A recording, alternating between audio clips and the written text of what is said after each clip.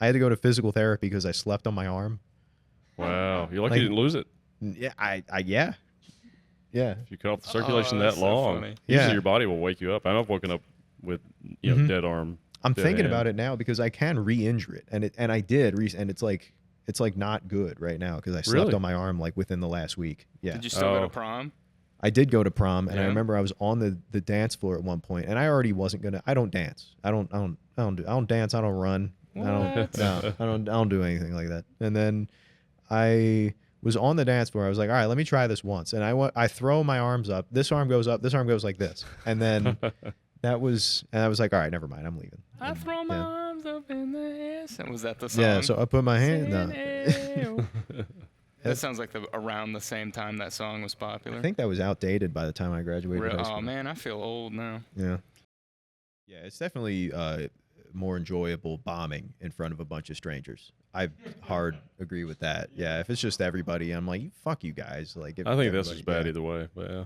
I don't. Yeah, it doesn't really. Sometimes if you bomb and you're just in front of like a bunch of like young girls, you're like, yeah, you guys just aren't funny though. I haven't had a real bomb in a long time, but yeah, I know it's coming. Yeah, I'm sure I've had one recently that I just forgot about. You're pretty new though. How long have you been doing stand up? 3 years? No, I'm at. I just hit 1.5 years not too long ago. Nice. Well, I had the worst set of my life. A couple months ago, it was up in like Southern Virginia. It was in Pulaski, Virginia. It was the inaugural show that has now been canceled at the Casa Cancun of Pulaski, Virginia. That's a tough room though. Yeah. Yep. Have you been I've up done there? that one too. Yeah, oh yeah. my God. Yeah, I didn't know it could get that bad. The show I was on was okay. There Mhm. there were only like maybe 10 or 15 people there, but you're in a bar and a restaurant, so it's Hotel lobby bar. what it looks like. Yeah. Well, that's what it was. Dude, were you in the actual restaurant when you went there? I was in the bar. Okay. Yeah. Yeah. Is there a hotel there? Yeah. Yeah. Oh, I didn't realize it was a hotel. a Mexican steakhouse that's connected to a hotel. Oh, I thought it was Yeah. just a like a shopping center type thing. I didn't even pay attention. Yeah, no. So I just walked in and I wish it hung out, wasn't did the show. I wish it wasn't also the longest set that I ever did, because that just makes me sound even worse. How many up people there. were there though? 15 maybe. Yeah, that's enough. I mean, as Yeah. long as you have at least 10 people, you can have Yeah. a decent set. Yeah, no, because everybody had a rough time. But it's also that. not the right environment for stand up either. You're Pulaski, Virginia is not the right Well, environment. maybe. That was But- terrible. But it's we had a decent audience when we did it, but it's you're in a bright room. It was still daylight out. Oh yeah. People are trying to eat, and I'm talking about porn in front of them. It was It's just miserable. It's not Yeah. conducive to stand up. But, Yeah. but it's good for you. Those tough rooms are good. Yeah, I guess, because I remember getting done, and I remember being up there, and the way I started, I was like, could have went better. Let's get to this one, and then I'm like, all right, they're not feeling this one. We'll cut it a little bit short and get to the next one, because I know I'll get them with this one. And I did that like 6 times, and then so I cut everything short, and nobody liked anything I was doing. And then by the end, I was like, damn, I think I forgot something, and I was dipping into like old bad open mic jokes from when I was in Richmond still. Yeah. And really just scraping the bottom of the barrel. And I went back to check my notes, and I was like, no, I didn't forget anything. I just did all of it, and they just hated me. Sometimes they just don't like you. Yeah. Sometimes it's that. Yeah. Well, I went up dressed about the way I am now with the Eagles sweatshirt on. And the first thing I did was get into I got into a fight with like a Braves and / Redskins fan. Who immediately just like is in the front row and is like missing an eye and is just calling me a dipshit right away. And then that was how my set started. See, I'm not a sports fan, so all that stuff just seems completely alien to me. I don't understand the concept of getting mad at someone else for liking a different team. Gotcha. Well, it's like politics. Yeah. That guy it's like, the concept, but it means something. Actually, I think team sports mean more than politics, because in politics it's like fake teams. It's more like pro wrestling where you have you have the these teams two in parties politics that aren't are going to be around too much longer, at least individually. Well, maybe no. I don't know. There's only 2 teams though, so you can't. Yeah, but they're really only on one team. They all serve the same Yes. corporations and people. So, yeah, they pretend to be against each other so they can keep us all mad. Yeah. and distracted, I guess. But with team sports though, Yeah. I understand being excited for a team. That's the problem with team sports, though. There's no like Jesse Ventura to throw into the middle of them. There's no Bernie team or whatever. Well, even. I'm more into like extreme sports. I like motorcycle racing. And Okay. Formula One and Yeah. dirt bikes and skateboarding and You'll find guys like MMA. Jesse Ventura in those sports for sure. oh, for sure, yeah. 100%. I'm here at the F1 track. I still don't get mad about it though. Yeah. Like I don't care who you like. It's kind of silly. If I were competing, please like me. Yeah. But if I'm not, I just don't. I don't get it. It's not my thing. But Yeah. I don't know. I'll get mad at sports. so what It's fun. brought you to you moved here almost 2 years ago? No, I moved down here about exactly a year ago to Greensboro. I moved down from Richmond, Virginia, because when I was living up there in Richmond, so it was the second time I lived in Virginia. First time I lived there, I met this girl, moved away. We were long distance. Then I moved back in with her in Virginia. Then like 4 months in, we broke up. And then I had to kind of fend for myself for the remainder of the the lease. Right. Because initially, well, her plan was for me to leave, and it was like a hostile kind of war of attrition between us to see who could make the other one more miserable. Oh wow. But it was like Vietnam. Like I had nowhere to go, so I have no family around. I can't move. Yeah, And yeah. So Then, you won. yeah, What I were won. you? Were you the NVA? I was hiding in the tree. I was I had the spikes under the fucking rug or whatever. Yeah, absolutely. Did you change the locks? No, I didn't. She did. That was a fight we had because she did try to keep the key after she moved out for a while, and I'm like, yeah. Yeah. Can I have that? Yeah, so that was one of the many things that got stolen from me. I lost so many pairs of pants that she took. Yeah. When relationships go wrong. Yeah, no, We've all been there. Yeah, she stole my VR headset, my Oculus Oh, Rift. that's a tough one. Yeah. That was tough. The Dave & Buster's power card. Those are among the All your things I prized got. belongings. Yeah, no, there was some good t-shirts, but yeah, that was tough to come back from. But Well, you made it. That's good. Still staying, Is she the reason you left Pennsylvania? I was looking for a reason to leave Pennsylvania, but yes, she was the reason that I ultimately left Pennsylvania. Now, are you from Philadelphia or? I grew up in Philadelphia, and I've moved like 6 times in the last like 4 years. Okay. So I've been all over the place, but yeah, Philadelphia. So you were born and raised in Mhm. Philadelphia, Technically born in Abington, just like but the yeah, Fresh grew up Prince. in- Absolutely, yeah. And now here I am, in Central North Carolina. Right. Yes. Yeah. What brought you to Greensboro? Greensboro is where my mom lives. Oh, okay. So, because for a while, I was up north with my dad and the rest of my family. My mom was down in North Carolina. Then I was in the middle with Virginia and Richmond and everything. And then I was just like, all right, we'll fucking try down here, I guess. And now here I am. How did your mom end up in North Carolina? She, with my now stepdad, moved down here. So after she moved out of Philadelphia, because my dad moved out first, and I was just living with my mom, and then she moved, and then I was just like, well, where am I going now? And then I've just been all over the place since then. Yeah, North Carolina's a nice state. I'm surprised we don't have a larger population. it's getting bigger.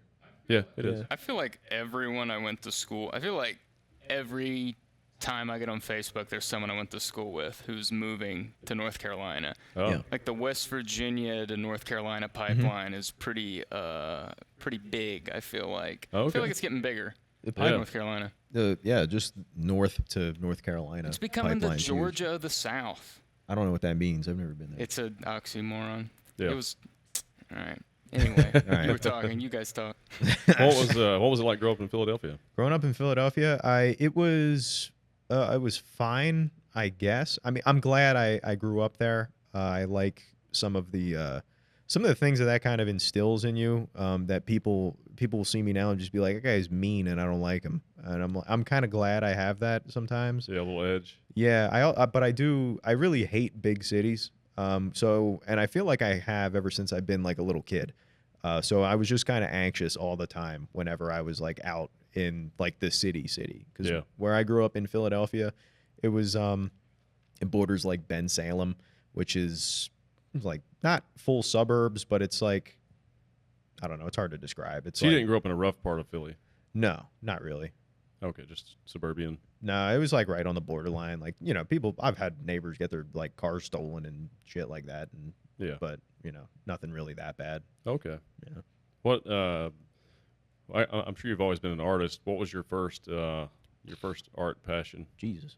creative passion? Have I always been an artist? I made well, I mean, before this, before I ever did stand up, I was playing a lot of guitar, and I wanted to. Oh, that's right. Yeah. Yeah, I wanted to learn guitar and get good at it because I did it in middle school and didn't have the drive to keep practicing. And some of that was because the music I liked was just pretty basic. So I would learn it quickly, and it would just be like, you know, just power chords and be like, oh, I go here, here, here, here, and then that I learned the song.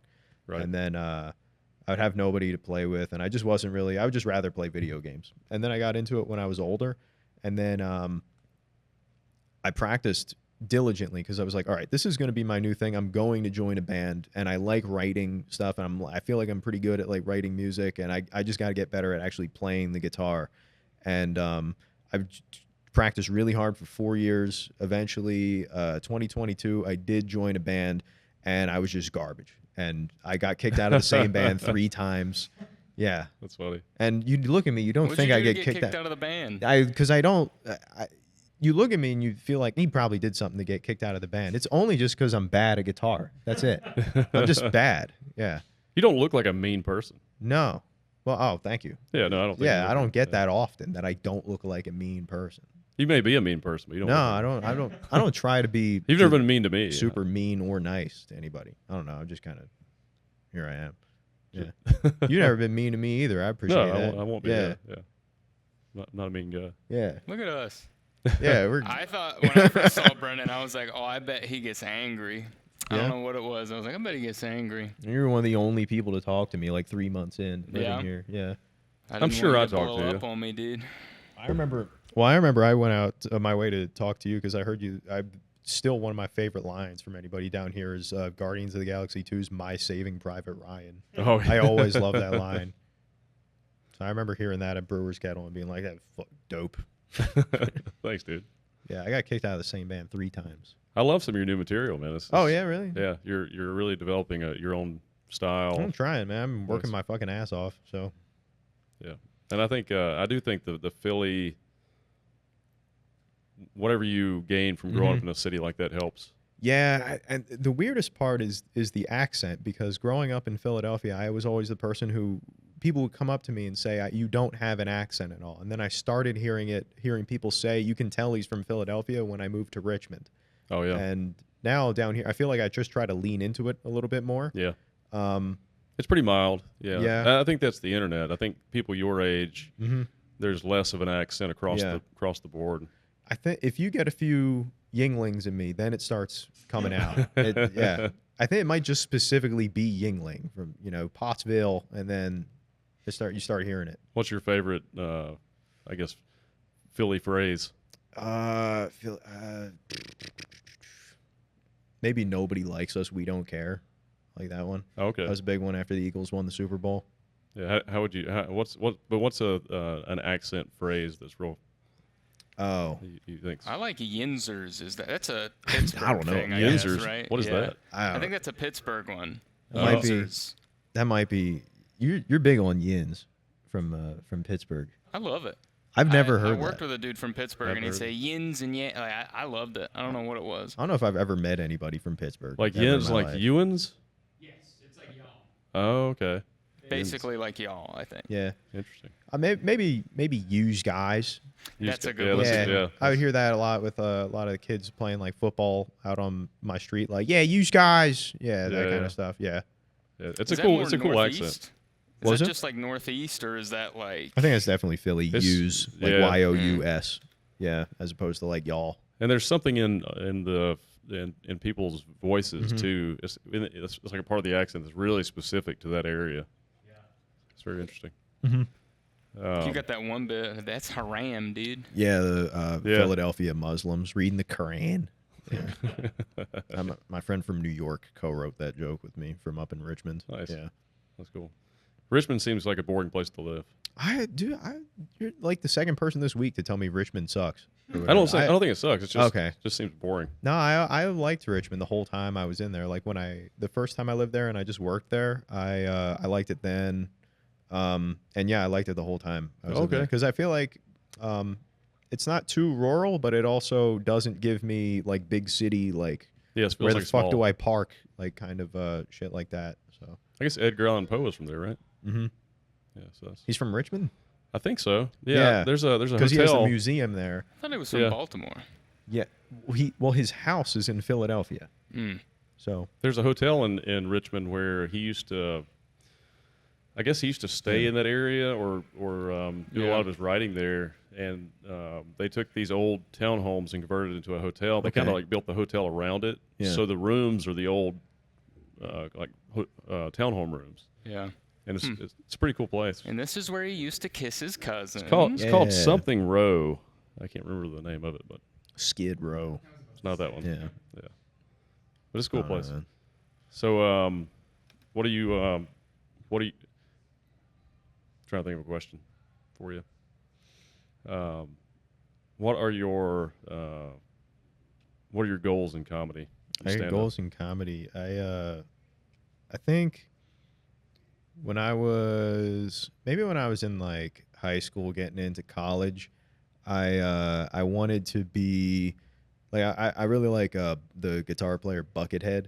Yeah, he's great. And I was like, the way he is at playing guitar, I would like to be the Buckethead at something. And then I just kept doing a bunch of things after that I just sucked at. And then I started doing stand-up, and I'm like not hopeless at it. So I'm like, all right, cool. I guess I'm going to keep doing this. It's a little glimpse of hope. Yeah. A glimmer of hope. Yeah. Yeah. So if I could just be elite at something, like that's pretty much, Yeah, to master something takes a lot of time. But also now that I'm in it, it's not just quite like, that's not what I necessarily focus on now that I started doing it. Or that's not like what I, fixate on or like try to like get from myself necessarily. Right. Yeah. How old are you now? 26. Still young. Thank you. Yeah. Well, that's young. Yeah. So that's good. So you could, you've got plenty of time to master it. Just have to work. Yeah. hard I'm also every day glad on it. I picked something that like I don't have to stop doing when I'm like 38. Right. Yeah. Yeah, you can do it forever. Yeah. Yeah. If you It's want not to going to give me subject yourself to that. arthritis, because I started getting into like combat and like Brazilian jiu-jitsu for a second, and I'm like, Can't do that forever. no, I was still like young enough where it wouldn't have killed me, but I was also just like, I'm kind of getting fucked up right now, and I'm like 22, like I don't know. You're still young enough to do it, but yeah. Yeah, but I don't know. I feel like it's only a matter of time before I get my first like catastrophic injury. Yeah, Like, you I just gotta feel like snap something. it's gonna happen. Yeah, for sure. I got So you bad haven't had knees. any? Yeah. What was it? You haven't had any? No.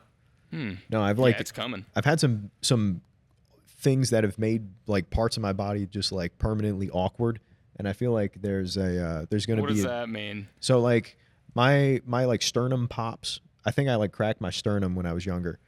I got my That's knee. like a 70s football player Yeah. injury. That sounds like.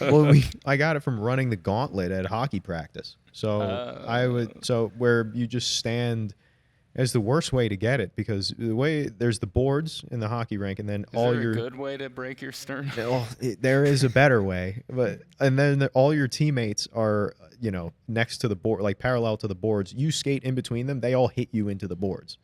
I broke my sternum from being one of the people that was supposed to hit the guy, so he just hit me back and just fucked me up, and I'm like, oh man. Maybe So too you small were for the one hockey. doing the exercise. You were helping someone else do the exercise. Yeah, I was supposed to hurt him, and then I used to do a lot of. This leads into my next catastrophic injury. Yeah, no, I actually have had some bad ones, I guess. There you go. Okay, then you're good. No, because I had like the muscles there. I like couldn't do push-ups, and I used to do a ton of push-ups when I was like late into high school. Yeah. And everything, because that would be like the one exercise I did besides hockey practice, and I every night would work super hard trying to do as many push-ups as I can, just one set, just like go as fast as I can. Terrible form, Yeah. and just like not going all the way down. Your and ass is like no. really like Yeah. tucked in. Yeah, I got like I think the max I ever got was like 120 something, and then I was doing that every single night though. Every single night I would do like right before I went to bed, and it was the night before prom, senior prom. I did that, and just would go push-ups until failure as fast as I can, and then go to sleep on my arm, and then I woke up the next day and my arm's just numb, and it just never came back. My arm never came back from. I had to go to physical therapy because I slept on my arm. Wow, you're lucky Like- you didn't lose it. Yeah, yeah. If you cut off the circulation that that's so long, funny. usually Yeah. your body will wake you up. I've woken up with dead arm. I'm dead thinking hand. about it now because I can re-injure it, and I did, and it's like not good right now because I slept Really? on my arm like within the last week. Yeah, Did you still go Oh. to prom?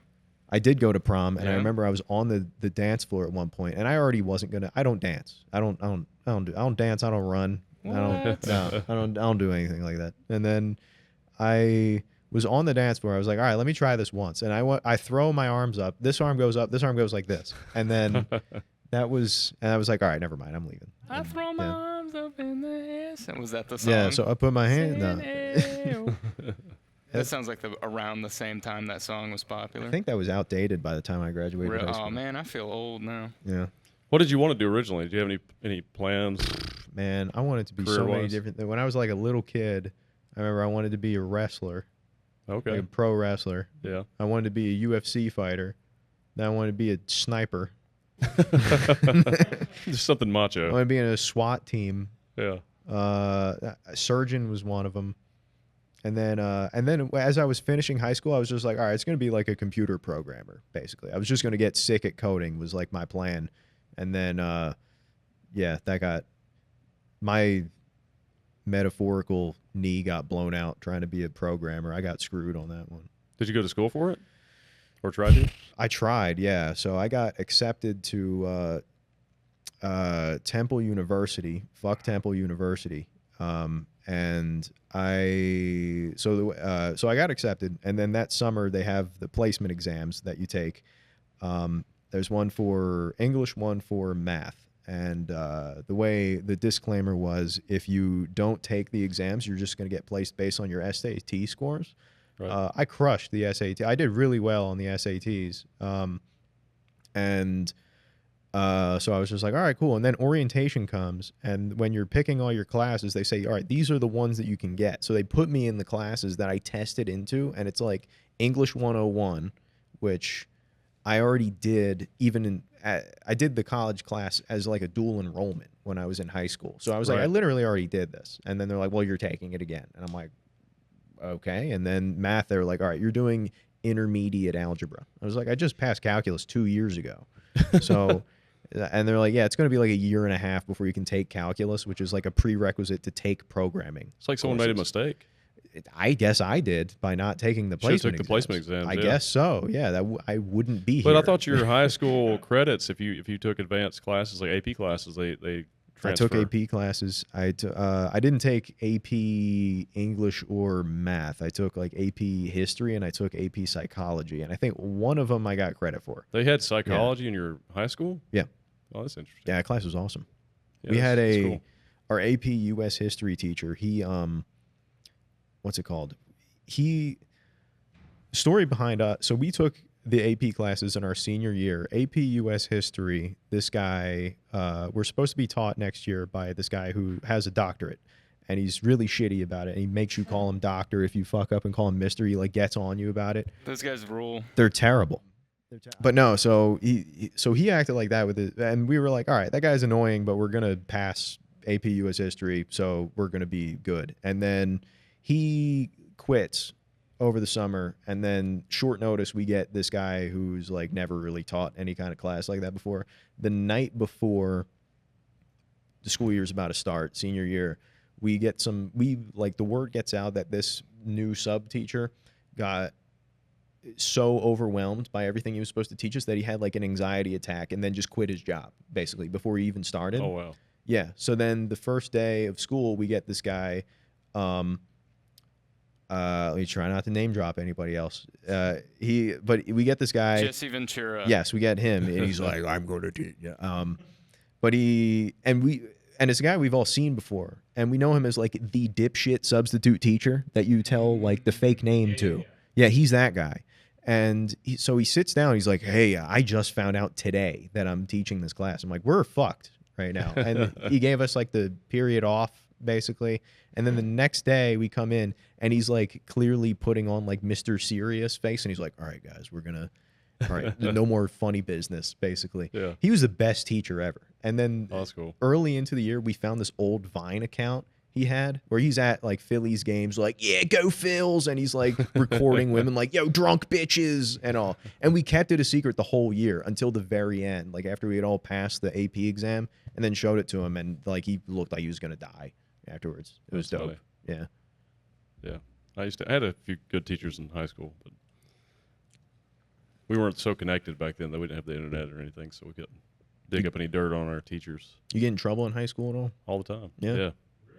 Oh yeah, I was always in trouble in school. Doing what? Usually just mischief. What does that mean? I was just Where were you? I was the hand they wrote that on dryer. the paper. Disruptive. They wrote general mischief. Yeah, So disrupt. talking and stuff. Yeah, just talking, Okay. just goofing Okay. off and joking around, Being Yeah. a human. being disruptive. Yeah. Laughing a lot. Okay. I had like authority issues if I ever had anything. It was always like arguing with teachers, basically. Yeah, I would stand my ground for sure. Yeah, Yeah. but I liked most of my teachers, but I just couldn't behave. Was it like, because the thing that got me in trouble in school was I was always kind of over familiar with the teachers. So I'd like talk Yeah. to them like they were my friend. Smaller if they school. Were, like, cool, yeah, if they were Yeah. like cool, I'd talk to them like that, and it was fine. And then one time I'd call them by their first name or something, or like say a joke that maybe a student shouldn't say to a teacher, and Yeah. then that always got me in trouble. We had Did a you have teacher- anything like that. I would do stuff like that, but only with a teacher I knew was cool, We had a teacher. so I wouldn't get in trouble. We Yeah. found his Instagram account. His name was William, and his Instagram was like Big Boy Willie, and like people would call him that sometimes. It's funny. Yeah, no, he didn't like that. I got in trouble. He got mad at me because we were trying to. We had this. We went to a nice school. It was a charter school. I've been to a lot of different schools, but this one, the one I graduated from, was nice, and they had this like fitness center where they had like Wii Fit setups like hooked up in there. So I was playing this Wii Fit like balance game, and I was crushing his high score, and he's like trying to get us to leave, and I'm like, "All right, just let me. I'm gonna lose soon. Like, just come on." And he goes over and like unplugs the TV on me, and I was just like, "Yo, you were mad. I was gonna beat your high score. I thought he was gonna punch me in the face afterwards." Yeah. So you still didn't beat it? Well, I mean, I had already beaten it at that time, okay. but You it were didn't just making save. it worse. Yeah, I was just like, yeah, let me make sure nobody beats my score though. And then, yeah, he didn't like that. Yeah. No, we had yeah, I got in trouble in the aforementioned calculus class because no, I didn't even get in trouble on that. So I got in trouble because I did my homework on a Post-it note one time the night before, because I literally forgot I had homework, and I did do it, and I put it on a Post-it note, and then she didn't give me credit for it, and she gave me like partial credit, but she gave full credit to my friends who like didn't even finish it and like cheated and all. I was like, this is all my work's all here, and she's just like, no. And then to get her back the next day, I did my homework literally on a banana, and she just wasn't there. Love that. She just wasn't in. It was like a substitute teacher, and I'm like, oh, I'm sorry, man. Like, my bad, dude. I got in trouble. I asked a girl to homecoming by writing homecoming on my butt. That's a And good I idea. mooned That's her. It clever. was on my underwear. Yeah. How'd you spell it? Mooned her. Homecoming, but I spelled it the right way. Okay. Get it out of the gunner. All right. I spelled it homecoming because I couldn't fit the G because I have no ass. So it said homecoming. Nice. And then I wasn't allowed to go to the homecoming dance because I did that. But she did say What? yes. Yeah. I got in-school suspension for that too. How long in school suspension? 3 days. 3 days? Whenever I came out for lunch the first time, people were clapping and it was awesome. Nice. Yeah. I got in less trouble for fighting. Really? I don't know what it was. Well, I did it, and I think some woman was visiting, and I did it in front of her, so she just saw the front part. Because I wasn't smart, and I didn't, just pull the back. I dropped it all, and I did it in front of the person who was walking by, and I think she thought that it was directed at her. Gotta make it about herself. Yeah. So, and then everybody else in front was frightened. Everybody behind was having a great time. So, Nice. Poor timing. yeah. Yeah. And then I remember I knew I was gonna be okay when the vice principal started laughing. And he was like, I don't know what we're going to do with you, Payne. And he knew my dad, and I was like, I'll be all right. And then they're like, in-school suspension, and this is like the best we can do without kicking you out. So, Wow. yeah. I got after-school detention because I got into a fight at Lego class before. That's what I What did. school did you go to, dude? This Wheat was Fit the class? other charter school. This was a Okay. different one. I went to 2 charter schools that would allow for something like that to happen. But Yeah. because I wasn't like a small kid. I never really got picked on when I was younger. If anything, I was probably closest to being a bully. Like the younger I got, like the younger me being. But there was so I was in like 4th grade, and we were in Lego class, which it wasn't like an elective. It kind of, but it was. I was in Lego class, and I'm making. It's a good idea for a class. It was really. fun. Well, I was never big on Legos though. I didn't even really like Legos. I would make this. I wouldn't build anything. I would make like a guy out of Legos, and I would put like the sloped kind of. They're like these slope pieces, and I would make 2 of them his head, and I would just say he's a duck guy. So I'd make this like guy Duck Man, and then there's this little kid. He was a 3rd grader, but he was way smaller than me, and he would come up and just push me out of the way and just like break my shit. I'm like, why are you stop doing that? And I was like pretty good at like not, starting a fight if I didn't really have to. And I would like tell on him and be like, hey, can you tell this kid to stop doing this to me? And then they're like, stop. And he would just keep doing it. And I was avoiding him, and he walked like diagonally across the entire room, reaches over my shoulder, grabs it out of my hand, starts breaking. And I like grabbed him by the collar and just threw him into a bookcase. And it was like a cartoon where like the books like fall on his head like one by one afterwards. And then we both Little got bump detention. goes- Yeah. Yeah. And they gave both of us detention. I Okay. cried so hard. There's a brawl in the Lego room. Yeah. Yeah. I was just in the vice principal's office sobbing afterwards. I was like, no, please. Yeah. That's what I got in a lot of fights in elementary Yeah? school. Yeah. I grew up poor, so we were always I was Okay, around a lot yeah. of You rough guys kids. didn't have Lego class, though, Yeah. I bet. No, I I didn't bet have not. Legos. The Yeah. rumbles that went Yeah. on in there. Oh, yeah. Bionicles. We were always fighting, me and my friends, and You had Lincoln Log class. we did. We had Lincoln Logs. It was the 80s. Yeah. What did you guys fight about? I mean, like, what was... Everything. Yeah? Yeah, just get mad at each other and just Yeah. start Did you guys stay punching. friends afterwards? Oh, yeah. Mm. Yeah, we would, me and some of my friends would fight I used to get in fights. often. I had these. They were like warring factions, also in the same school. Where it's like me, my friend, and some other people that would sometimes switch sides. But every single gym and like recess, we would always be fighting, and nobody would ever get hurt that bad. Right, yeah.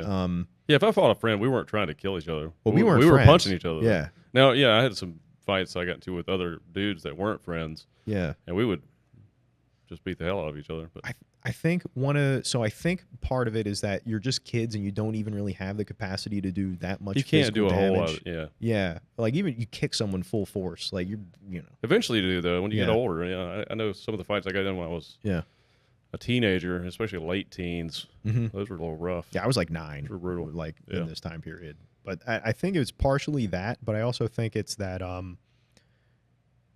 our concept of fighting. So there's like this side of there's this side that we're fighting with. So we're basically fighting with like the anime kids who they don't know how to run right. Just right off the bat, and they're like winding up and everything. And then Yeah. there's my friend and They're I. doing monologues while they're Yeah, about to they're punch you. they're telling you like why they're gonna fight screaming you. louder to try to hurt us. And then there's me and my friend who all we did was watch pro wrestling. So we're like protecting our opponents and everything, making sure they land the right way. I think that's what it was more than anything Yeah, else. you're trying to get Yeah. your opponents over the top. Yeah, dude. I'm just stopping just short. Yeah. Yeah, you were selling too. Yeah. To make I'm them look slapping better. my leg when I throw Yeah. a kick. Yeah. Get a little razor under your thumbnail. Yeah. Fucking do the. That's fun. So what are you into these days, dude? Outside of stand up, what are some stuff? What are some things you're That's a interested good in? question. I guess I just play video games. I do keep up with like MMA and WWE still, which like WWE is like cool again. So I'm like, oh, nice, because like for I didn't really keep up with it. I would keep up with it like on and off after I, hit like 5th grade. I was just like, this isn't really my thing anymore. I show up for whatever Philly sports teams are doing well. Okay. That's what I do. Yeah. So what, do you have any hobbies or anything? Playing video games. Well, yeah. I think every single day I pretty much just work and then just do something stand-up related and like take a shower. And that is, I think, my entire day. Yeah. How often do you write every day? Not a lot. I've done specific things to get me to improve my kind of writing process that have helped greatly. But I'm not good at just dedicatedly just kind of sitting down and saying like I'm gonna write right now. It's usually well, you could sit down and just riff on ideas.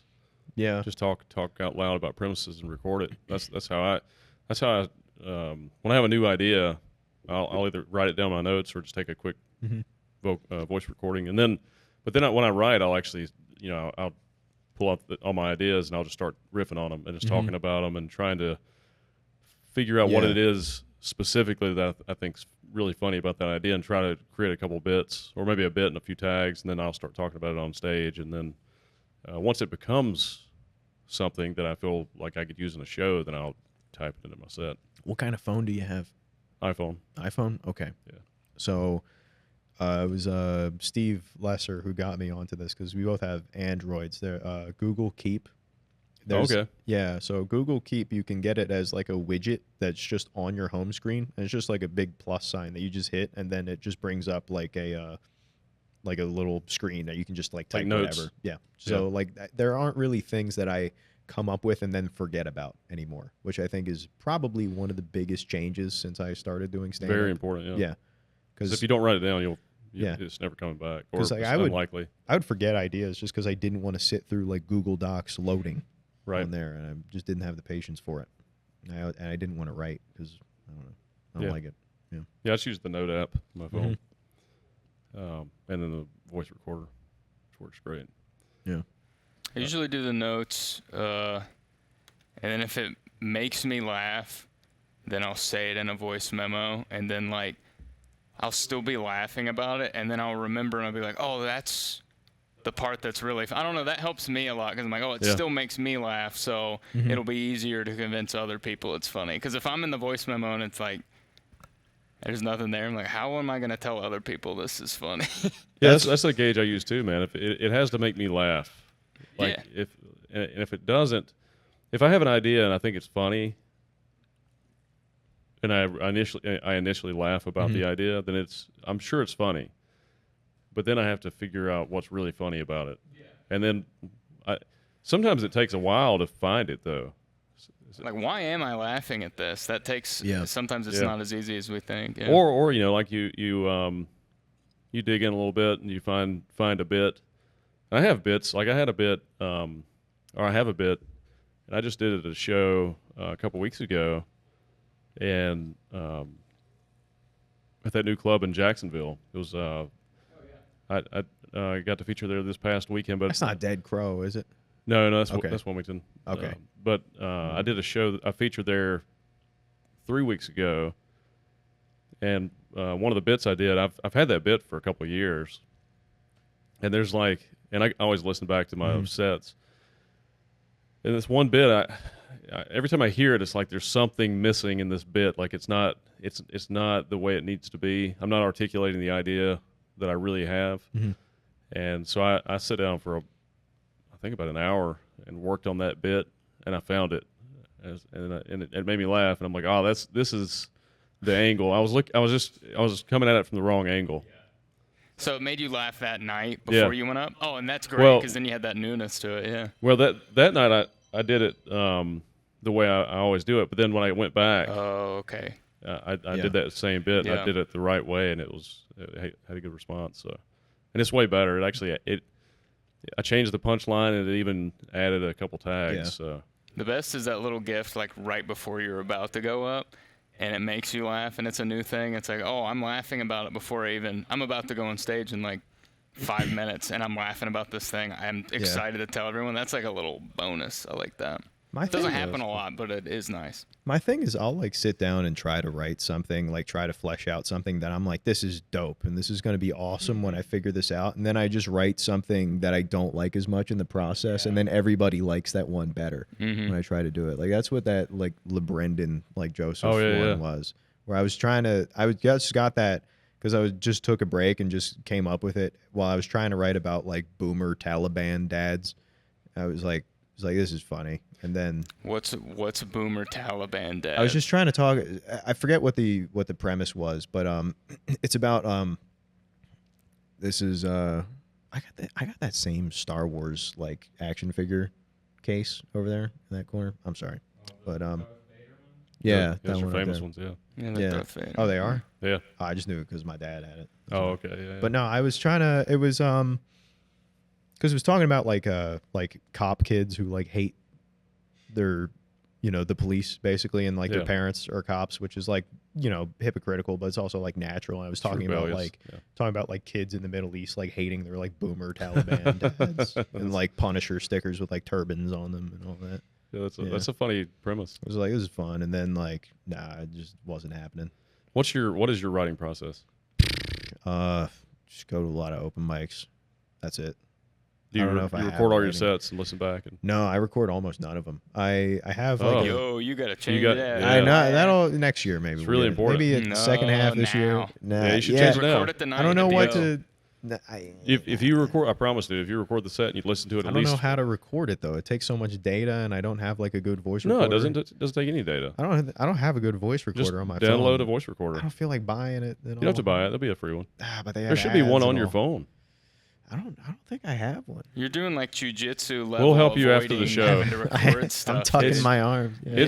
It's extraordinarily important to record your sets because if you listen back to your set, every time you listen back to it, you'll find something new, and it helps you dial it in faster. I've listened back to like 8 sets ever, maybe. Now you should listen back to every one at least 5 times.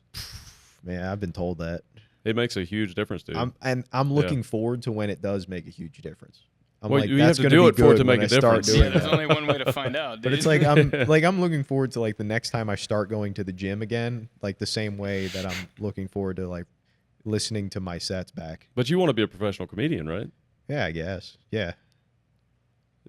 Yeah. Yeah. You have to put in the work, dude. I've been putting in a lot of work. The suffering is where you get the gains. It's just inconvenient though. Well, yeah, everything worth doing is inconvenient. Yeah, you'll hear yourself like you'll notice things like I've sniffed a lot, and I'd listen to it and I'd be like, I want to jump through the phone and strangle this guy talking on the phone because he's sniffing.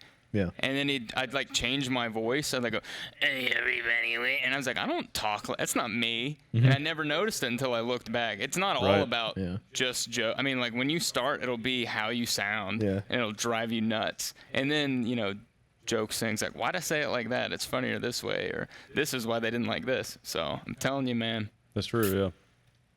Yeah. Yeah, absolutely. It's very important. Yeah. And all the things you don't want to do are the things you need to do. That's kind of how I look at a lot of things in life. Is if I'm really opposed to doing a specific thing that could probably benefit me, I should probably do that thing. I just got my left turn signal changed today, and that was nice. That was out since I think February. But down here, you just kind of blend in because nobody uses their turn signals. You're not gonna be a professional driver. You don't do professional comic. So. Yeah, that would probably. You can be slack in all those other areas. Just don't be slack in your comedy. It's easy to be a professional driver. You don't have to. You just download like Uber Eats, and then you're. That's true. Yeah. You're paid to drive. Which I've done, and then That's gonna go away soon. Why is that? It'll all be automated. So? Yeah, Uber's gonna go away. It just goes to like self-driving cars. I know Elon just he just said recently in a press conference that they're really close to full self-driving, like true. I mean, they have full self-driving now in their Teslas. Like it'll drive you anywhere, and I mean, like my vehicle has assisted driving, so it'll drive you on the highway, but it won't drive you on side streets. But the Teslas will drive. They use AI, so it'll drive you on side streets. It'll leave the parking lot and take you all the way home. Okay. But they're really close to having it where you don't have to interact with it at all. You don't have to pay attention. You just get in your car and it takes you. And And what he was saying is that once they are able to release that technology, they're going to set up an Uber type service. So you'll be able to let your car, it'll drop you off wherever you're going, and while you're at that place, it'll go out and do ride shares for people, and it'll make you more money than your car payment costs. So, That'd be interesting. But that'll be so. All the ride share services will be automated. They won't be human. I mean, I'm sure there'll be some humans doing it because for a while people won't be comfortable with it. But it's way safer statistically. It's uncomparable to humans. But so all that ride share stuff will be automated. So how would that? So, like my daughter won't have a driver's license. Like hypothetically, the like Uber Eats droids that take your food and then bring it to your house. Like how would the Uber Eats will be a little different, but this stuff is exponential, and it's right at a precipice of a major change. This is the most disruptive technology we've ever seen. So I think you're going to see robotics now that they have large language models or AI models training robotic systems. And so now the robots are training themselves and designing themselves, and so you're going to start seeing robots that move better than we do. Okay. You'll see humanoid robots in 2 or 3 years that move better than we do, most likely. And so you'll have, with food delivery, you'll probably have a vehicle that pulls up, and a little robot will come out of the vehicle and drive up to your porch and drop off a package. Yeah. Or maybe one of those robot dogs or something runs up there and drops the package on your porch. Okay. So it'll be something like that. So what?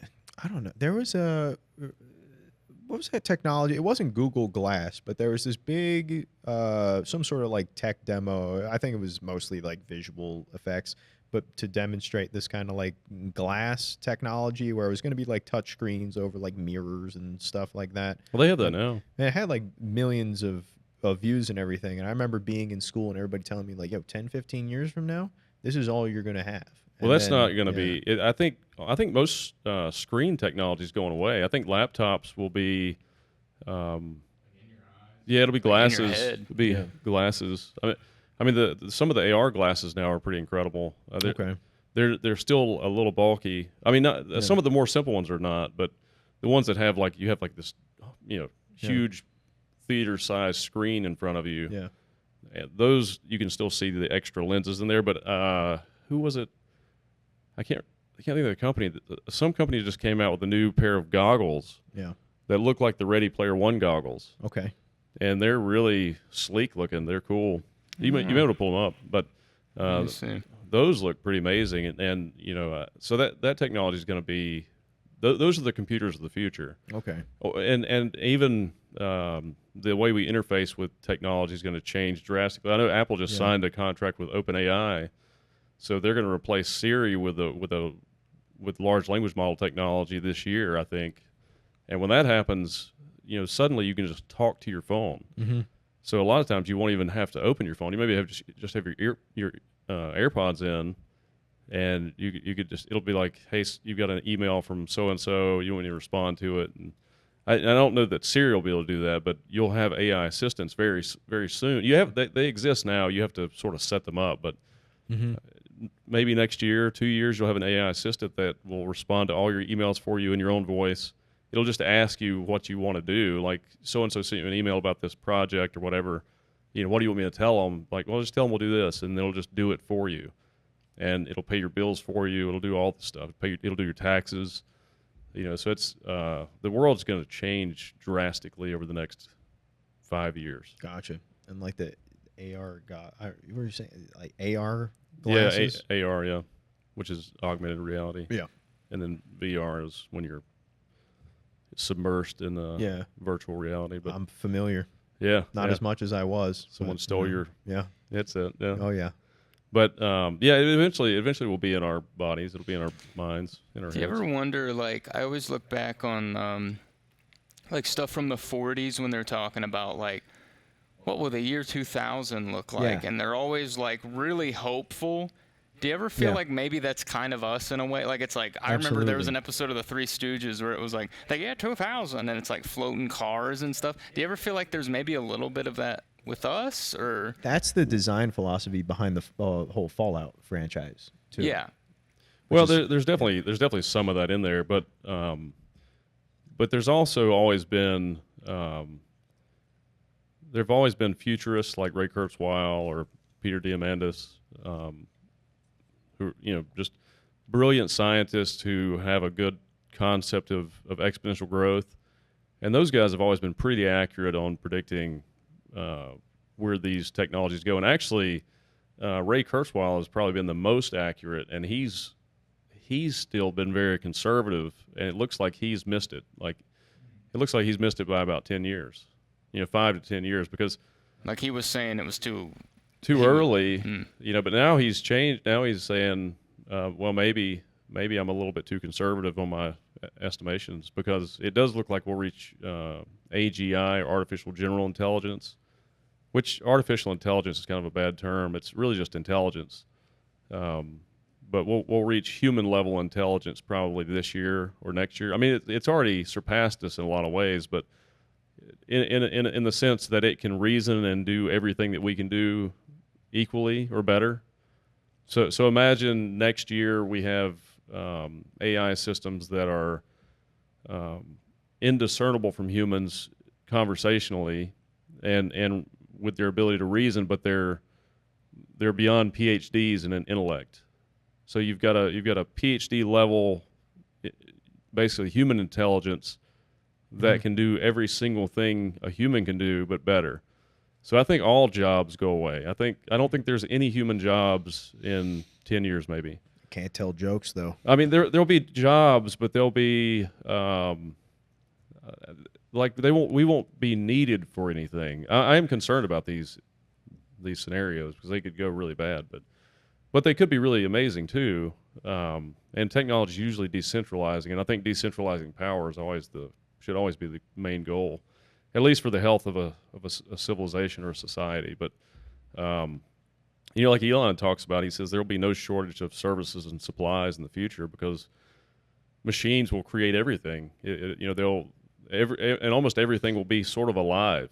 You'll be at your house and you finish eating, or you have a snack or something, and you need to throw something away. Your trash can will just come to you.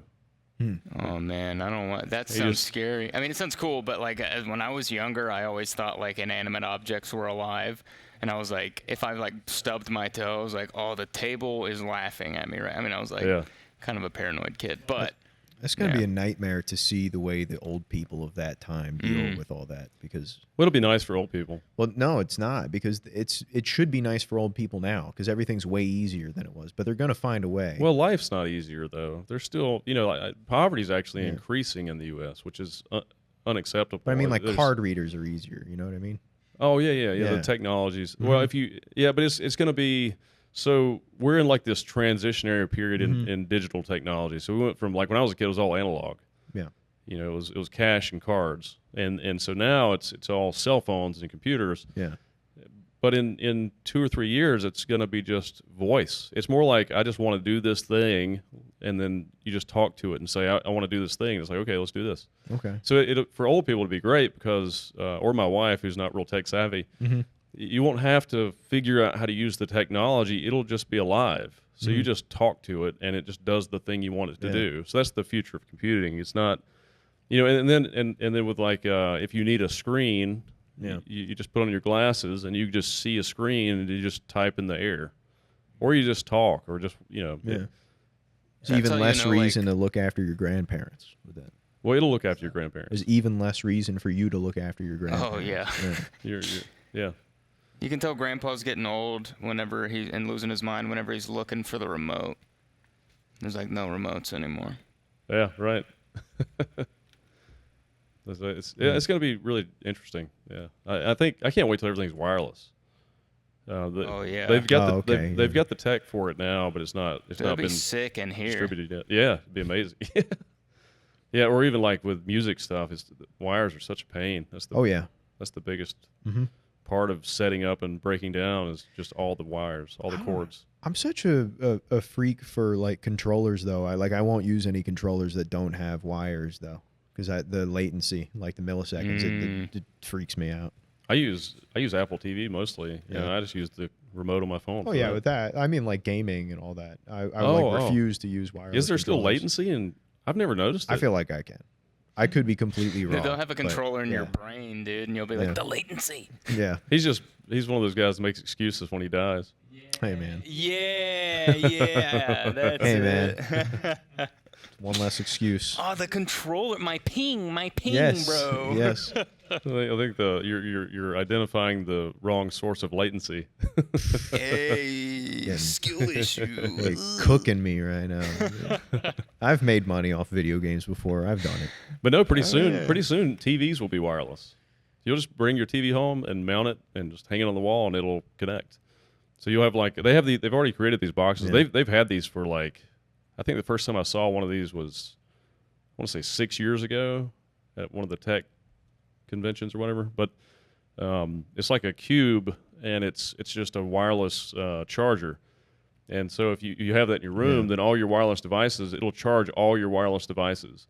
And 5 or 6 years ago it was charging, I think what are they charging, kilowatts? Kilohertz, kilowatts, something like that. It says it on the charging blocks. AA. But it was like a 5, and the old Apple chargers were like a 15, Mm-hmm. and now the new ones I think are 25 or 30, maybe more, maybe 50. But This you'll old Mac says 85 watts power adapter. Well, that's a power. That's yeah. So 85. So it's 5 watts then, and so like your cell phone chargers are like the old ones were 15. Now they're probably 30 or something. But these you'll just have this cube in your house, and it'll just any wireless device that you have that's lithium-ion powered, it'll just charge everything and keep it charged, and so it'll eliminate cords, which will be nice. I wonder what that'll do to people in the house, though. Well, it's already doing it to us. I mean, all those signals are all around us that's anyway. true. 5G. Yeah. Well, the interesting thing about all this wireless tech like this, though, is it can be used as a way to you can use it as almost like a way to scan a room. It works almost like LiDAR. So like Wi-Fi Works like signals, like LiDAR. So LiDAR technology is like a radar technology. They use it in autonomous cars and stuff. Okay. And your phone has iPhones have LiDAR. Okay. And yours may too. Nah, they I'm also- poor. I don't have LiDAR. But you can just scan a room or an object, and it'll give you a 3D rendering of the object. Yeah. But Wi-Fi can also work in a similar way. So there are devices that exist where they can view into a home or a building and use the Wi-Fi signals to basically map out the room or anyone in the room, which is kind of it's dark disturbing. Like Osama bin Laden. So. Yeah, but it's there's much less privacy in the future, and even now, probably much less now than we realize. But also there's a lot of benefit from these technologies too, and the cool thing about an AI technology is it's basically all of our knowledge in this one entity, this one thing that can review it all and see it all simultaneously. So when we start having AI models we already have models that are doing research, but when we start having models that are doing research like a human with the ability to reason, then we'll start to have breakthroughs every day. New scientific breakthroughs daily. Because you got to imagine this mind, this super intelligent mind that has access to all the data, and it's not just an expert in one field; it's an expert in all the fields. It'll start to find patterns and connections between all the different fields and start to develop new technologies and things that we can't even comprehend right now. So you'll just have, and it can also it processes information so rapidly. It's like it experiences time differently than we do. So it experiences time. It may spend an hour doing something. It may spend It may spend an hour doing research, but that hour is like 20,000 years of research. Yeah, I'm trying to find this net. Yeah. How's AI gonna fuck up gnats? How are they gonna do that? Have a living fly swatter. Okay. Yeah. But yeah, it could be a Terminator too. It is very. That's when you're talking about science fiction. Yeah. I've always looked at science fiction as almost like a type of philosophy. It's like futuristic philosophy, and I've also found that a lot of time science fiction gets things right. It may be a little Sadly, yeah. yeah. I mean, it's because there's no rules in science fiction. It's just imagination, and everything is really imagination. So I think if you just have a really brilliant creative mind, and you have a good understanding of exponential growth, you can sort of guess where things are headed. There's a book or a series called The Last Humans. I don't read a lot of fiction, but that's a really good one. And it's a 3-book series, and I think they nail a lot of the futuristic ideas about where we're headed, and with technology and nanotechnology and the ability to manipulate matter on an atomic scale.